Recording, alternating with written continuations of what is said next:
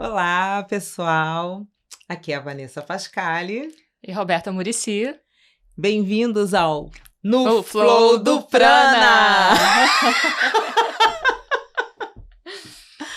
Ai, gente, no episódio de hoje eu vou contar um pouquinho da minha história e das minhas experiências com Reiki e com a Kundalini Yoga. Estava olhando para o lugar. Estava bem dando aquela olhadinha no vídeo. Bom, agora olhando para a câmera, venho dizer para vocês que hoje eu vou contar um pouco da minha história com o Reiki e a Kundalini Yoga. Mas vou partir aqui desse princípio, né, contando para vocês e para a Roberta, para aprofundar um pouquinho mais. Eu sigo nesse lugar de falar de tudo que eu for trazer aqui de uma maneira mais acessível. Obrigada, Roberta. Então, eu vou começar com o Reiki, que foi assim. Durante a pandemia, eu estava num sítio cheio de animais, então eu estava vivendo um sonho, uma coisa que eu sempre quis viver, de estar sozinha na natureza e cercada de animais. Então eu tinha 10 cachorros, que era o pai e a mãe, e 8 filhotes. Eu tinha um galinheiro e eu tinha peixes também, carpas. Então eu estava assim cercada, e fora a fauna da natureza lá do interior de São Paulo, de São Roque. Então estava realmente cercada de animais. E quando você vive com animais, o animal ele te dá, o animal é muito sincero, né? Não tem teatro. E também, principalmente os cachorros, eles se envolvem em muitas questões que acabam se machucando, mancando, brigando um com o outro, enfim, aparece aquele bicho cheio de... esqueci o nome. Pavão? Porco-espinho. Não. Porco-espinho. Você fez assim? Achei que era um pavão.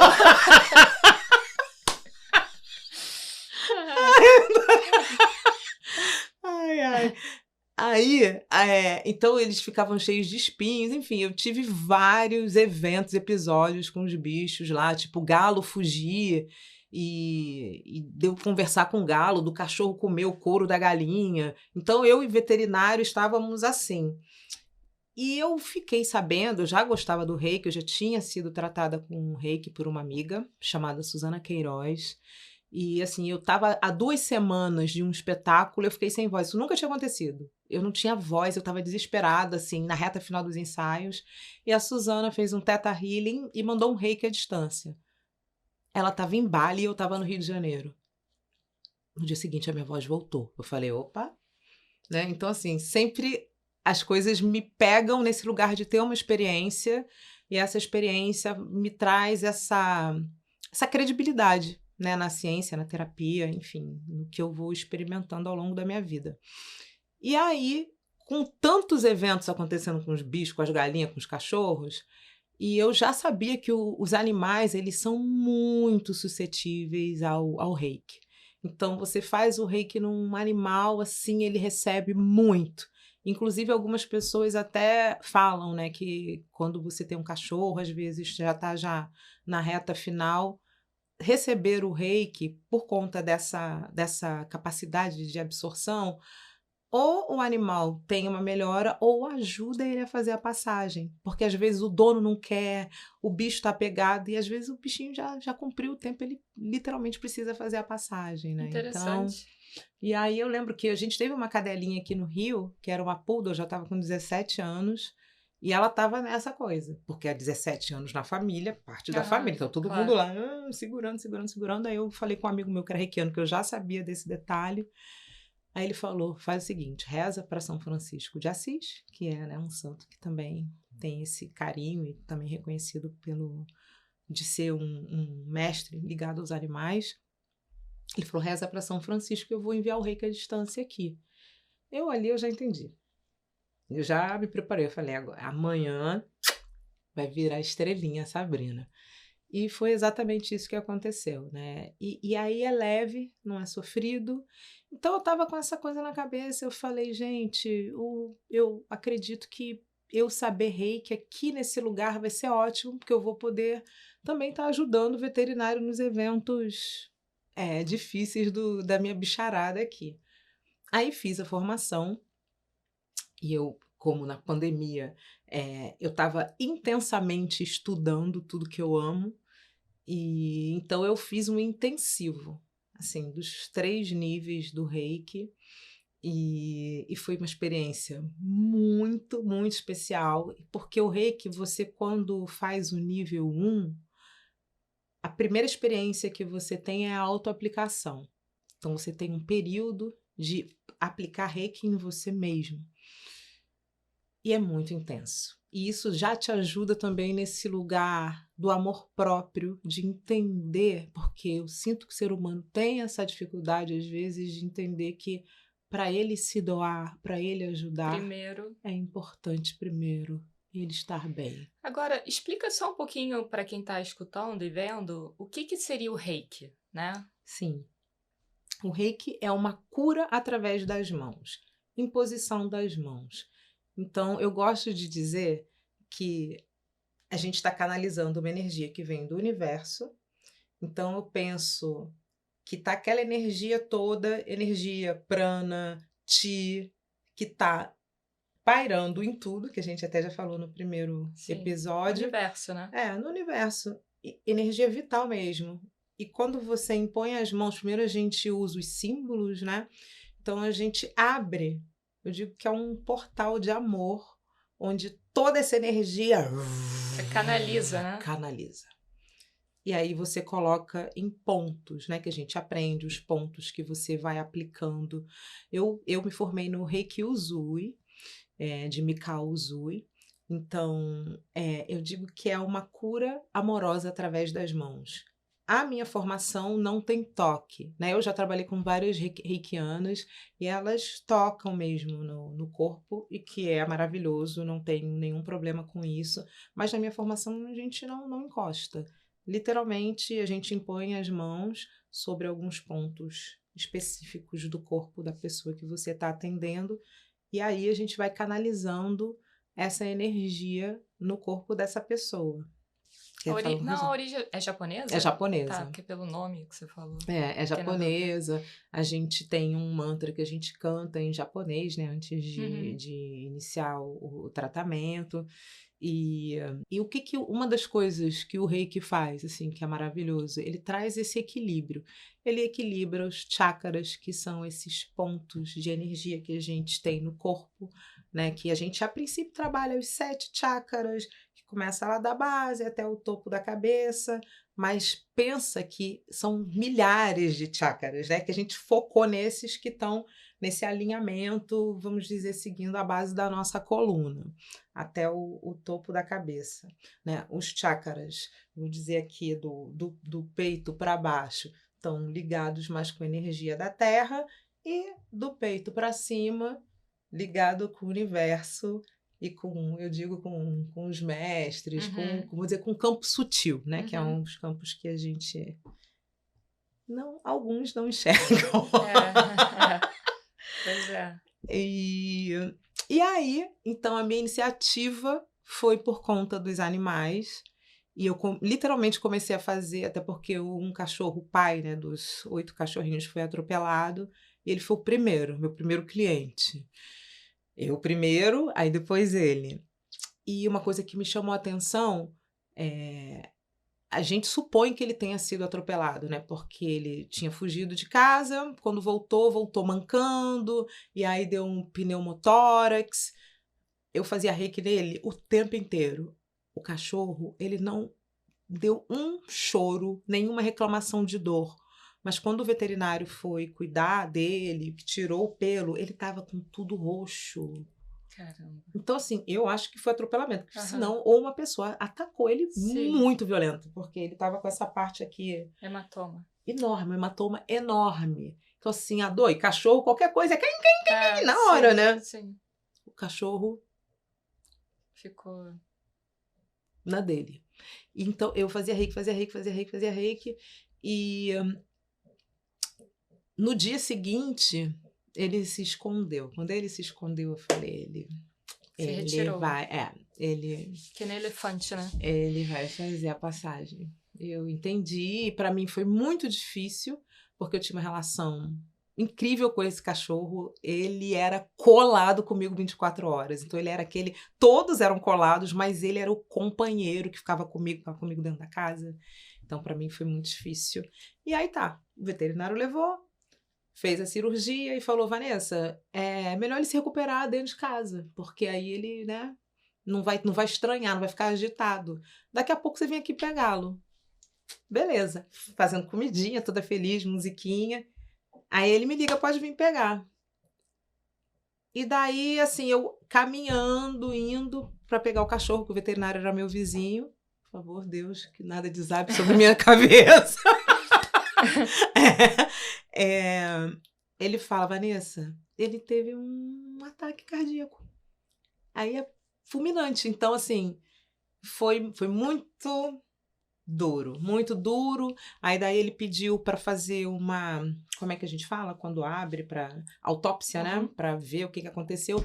Ele viu que tinham outras coisas que também estavam comprometidas por conta do golpe que ele levou. Então, assim, de qualquer forma, ele ia virar estrelinha mesmo. Mas o que me chamou a atenção foi esse movimento dele não sofrer, não reclamar, quer dizer, não fazer um que a gente está acostumado a ver quando o cachorro está com dor, está sofrendo. Eu ia falar verbalizar, mas não é que verbaliza, mas, né? De alguma forma manifestar, né, a dor, porque a gente sabia que ele, né, estava sentindo muito. Depois fiz nas galinhas, porque às vezes o cachorro pegava, fiz na bicharada toda, então fiquei encantadíssima. Aí quando o portal do Covid foi se abrindo, que eu comecei a ir para São Paulo trabalhar, eu comecei a aplicar em alguns amigos, até que eu fui para os Estados Unidos, que a minha irmã teve uma perda, né? A gente perdeu o meu cunhado, aí eu fui para fazer companhia, e aí eu comecei a tratar a minha irmã com reiki, e assim, foi muito bom para ela, né? E eu dizer é delicado, mas ela já me deu esse feedback. Ela falou: Vá, eu tava com muitas dores no corpo, eu tava, imagina, devastada, 20 anos casada, enfim, não vou aprofundar tanto esse detalhe, só que ela tava numa condição assim muito, muito, muito difícil, e o reiki ajudou muito a acalmar, a centrar, né? Então, assim, você dá essa energia amorosa e aquilo ajuda a alinhar os teus chakras, a deixar, vamos dizer, trazer um equilíbrio, né, para os teus chakras. Então, isso equilibra a energia do seu corpo. Uma coisa que eu gosto de trazer, até isso tem a ver também com a Kundalini Yoga, que eu vou falar um pouquinho depois. Quando a gente faz esses tratamentos espirituais, sutis, né, que a gente diz que é holístico, terapia holística, a gente trata muito esse campo energético, que é onde a gente não vê. Exatamente, meu Deus, eu estou impondo as mãos e o que está acontecendo? A gente não enxerga, né? Algumas pessoas, poucas, conseguem ver energia, conseguem ver a aura, muitos não. Então a gente sente, né? Eu totalmente sinto a energia até da pessoa que eu estou tratando. O reiki tem isso também, né? De alguns pontos de você sentir, e aquilo te dá uma referência, te dá um feedback do que pode estar equilibrado, desequilibrado no corpo daquela pessoa que você está tratando, ou do animal. E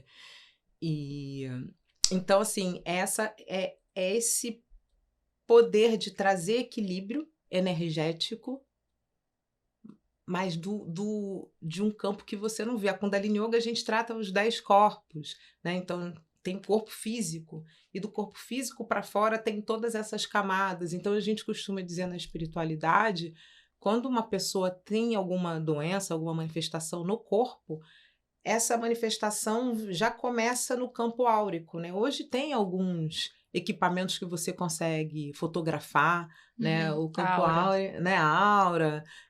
Eu tenho uma amiga que tem uma coisa que você coloca o dedo. A Cléo. Nós temos uma amiga, né? E aí ela consegue fazer uma fotografia do teu campo energético, de todo o seu corpo, tipo um né? espectro, né? Exatamente. Então, hoje já temos alguns aparelhos que têm essa capacidade de a gente poder visualizar o que está em desequilíbrio, e aí, no final, acaba... Quando a doença já está no corpo, vamos dizer que é aquela chance de você poder começar a tratar aí você trata de dentro para fora.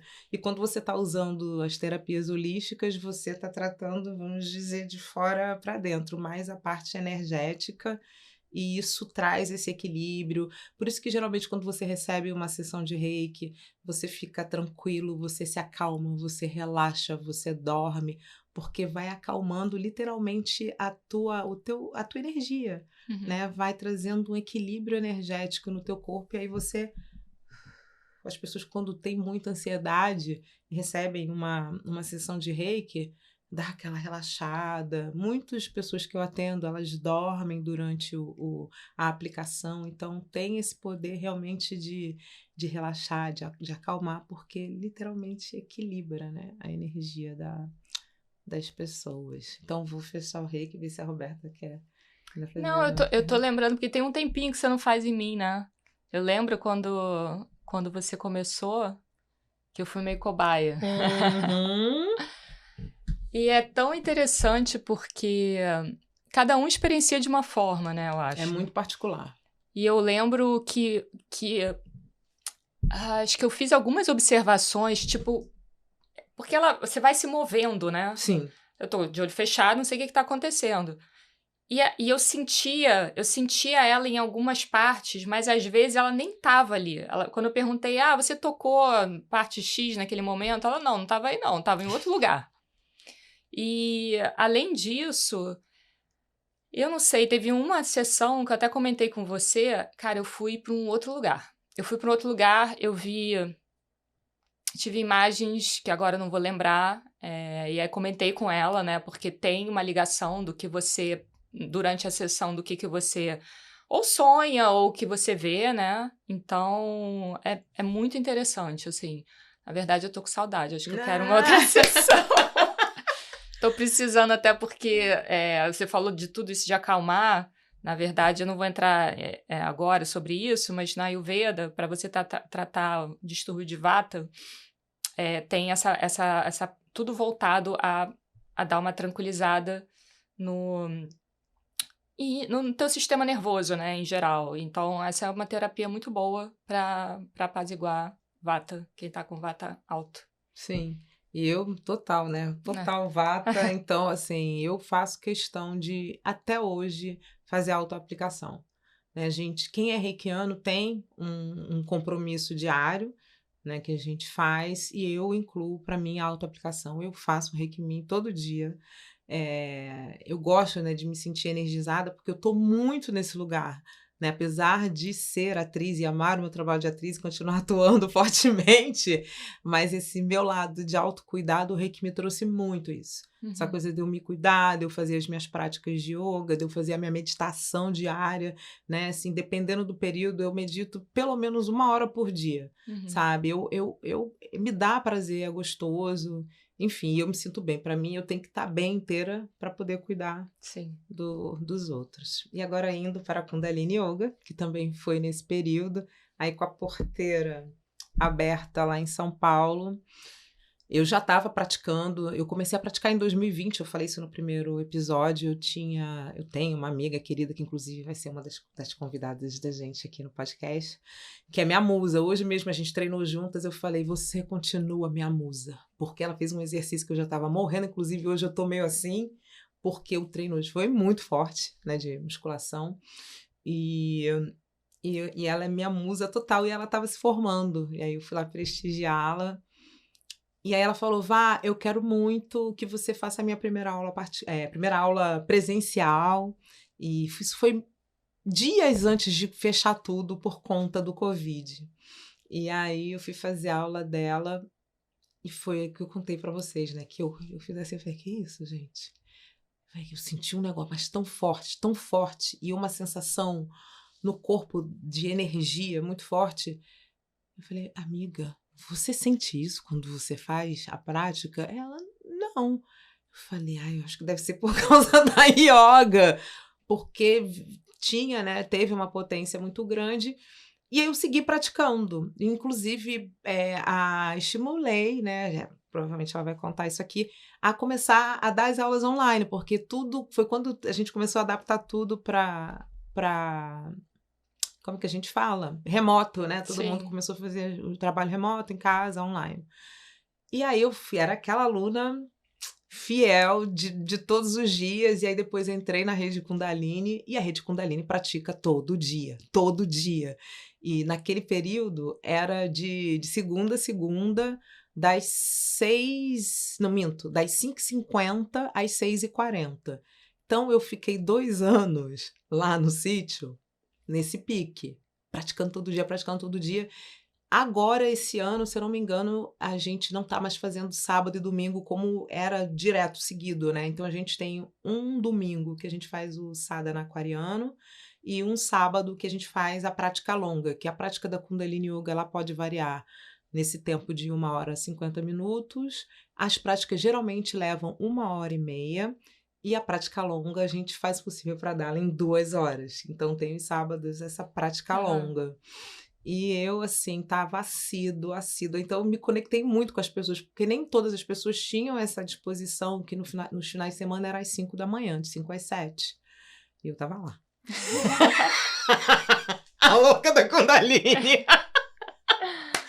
E, e aí surgiu, em 2022, a formação.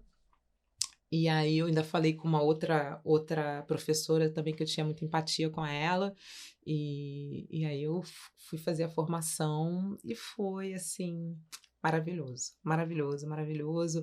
Eu falei: "Realmente é algo que eu quero ensinar para as pessoas". Eu tô nesse lugar, né, de querer que as pessoas tenham essa autonomia, e a Kundalini Yoga dá demais, porque uma das coisas, assim, diferente, né, vou dizer, de uma aula de yoga, é uma aula de yoga, só que todas as práticas a gente está fazendo um movimento através de posturas de yoga, que são os asanas, a gente faz os pranayamas, que é essa capacidade da gente, através da respiração, ativar o nosso campo energético, é da gente literalmente, eu gosto de dizer que o pranayama é a nossa capacidade de manipular a energia vital.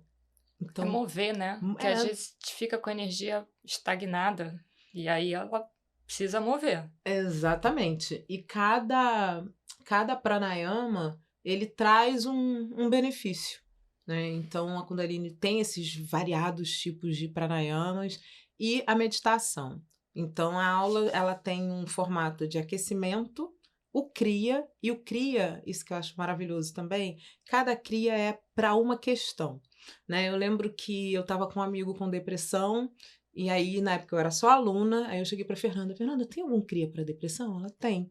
E Faz só um parênteses, o que seria um cria? o CRIA é um conjunto de exercícios, que são os asanas, mudras, trabalhos que eu digo são o movimento das mãos, que também, a ponta dos nossos dedos, elas, ao mesmo tempo que você toca aqui, você está trabalhando o teu cérebro, uma área do teu cérebro. Então a gente faz os mudras ativando, dependendo do que a gente estiver trabalhando dentro daquele CRIA, áreas do nosso cérebro, os pranayamas e os asanas, que são as posturas de yoga. Aí depois disso a gente faz um relaxamento, como toda aula de yoga, só que na aula de Kundalini a aula não termina no relaxamento. Depois do Você relaxa e relaxamento, acorda de novo.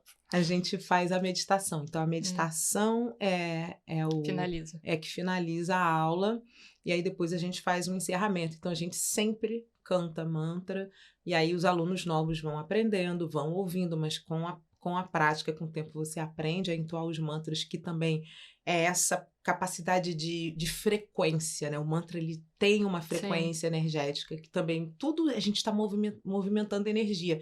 E a energia Kundalini, a gente diz que é essa energia que está adormecida na base da coluna, então as práticas são para elevar essa energia. E aí passando pelos chakras, e a gente fala que é nesse formato da serpente, energizando, canalizando energia por todos os chakras, literalmente acendendo essa energia no corpo. Então é muito, muito, muito, muito, muito especial. E aí, voltando para a questão lá do meu amigo, que eu cheguei para essa minha professora Fernanda, eu falei: "Tem algum cria para depressão?" Ela falou: "Tem". Eu falei, então, você pode dar uma aula? Será que rola de dar uma aula em inglês? Aí ela, eu falei, eu sei que ela fala inglês, né? Eu falei, amiga, não tem problema, vamos lá, vamos tentar. E ela deu essa aula para ele, aí eu acho que ela achou mais de um cria, e ele fala até hoje que ajudou muito. E ele estava numa depressão enorme, assim, a ponto da mãe buscá-lo na Alemanha e levar para os Estados Unidos, que a mãe morava nos Estados Unidos, porque ele estava num buraco muito duro, muito difícil da depressão, né? E aí eu achei bacana porque tem ele teve essa abertura, que já é um passo muito grande quando a pessoa está deprimida, né? De conseguir fazer um movimento. E ele falou que a Kundalini Yoga ajudou muito, muito, muito. Então, assim, isso, tanto que quando eu fui fazer minha formação, a gente faz o prático, que é a primeira aula, eu dei essa aula porque foi, assim, o primeiro passo nesse lugar de literalmente ajudar uma pessoa numa situação muito difícil da vida. E essa chave da Kundalini Yoga foi uma das que pôde ajudá-la. Eu acho que é isso, gente, assim, né? Eu não fiquei olhando muito o tempo, agora me empolguei falando, mas eu não sei se a Roberta tem mais alguma pergunta para fazer. Eu só acho muito interessante porque são duas ferramentas muito poderosas, né?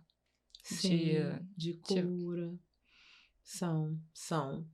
E eu sinto também que são poderosas e amorosas. Sim. Né? Porque, assim, o Reiki, ele surgiu em 1922 e veio para o Brasil em 1983. Mas se eu falar meu Deus, como é que é? Tem o Jorei da religião messiânica, que é a imposição de mão também. Né? Então, se parar para pensar, a gente vai nesse lugar de literalmente... Mas isso que você está falando, porque eu fiz, uma das curas que eu fiz o ano passado, se chama cura reconectiva, Reconnective Healing, que é do Eric Pearl, ele que trouxe isso. E ele era osteopata, e aí um belo dia, ele, tratando os pacientes dele, ele sentiu, assim, antes de colocar na mão, eu não lembro da história direito, mas ele começou a sentir isso de energia, sabe? E a forma que ele tratava os pacientes relatavam uma melhora muito grande. E aí ele começou a perceber que ele era um canal, literalmente. E aí ele começou a fazer essas curas. E essa reconexão, né, que ele chama, que é uma reconexão consigo mesmo, né, com você mesmo.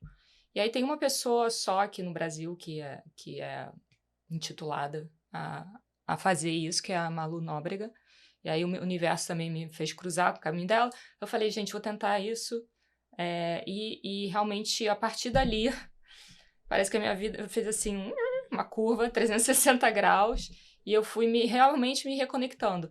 Mas o que eu quero chegar ao ponto de que tem outras curas também, e essa me lembrou, porque a imposição de mão, ela não me tocava em nenhum momento. Nenhum momento ela me tocou, entendeu? Sim.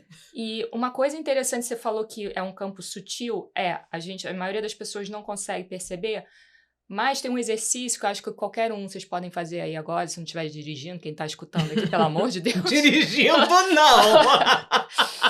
Mas é você juntar as mãos, fazer assim, tipo, como se você estivesse esfregando as mãos, e você ir separando as mãos e depois você vai juntando, tentando juntar as mãos, como se estivesse, sabe, fazendo pressão, tivesse alguma coisa no meio.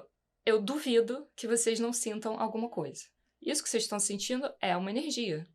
É uma energia ali que você tá. Porque a energia tá aqui com a gente. E dessa forma você consegue...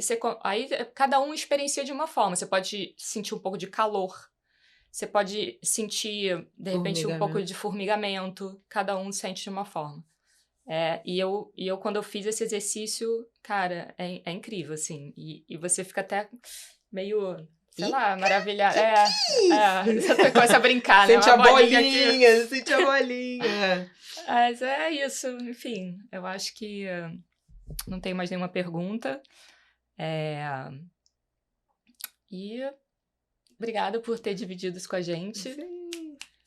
E acho que é isso por hoje, por esse episódio. A gente agradece vocês. E até o próximo episódio de No Flow do Prana!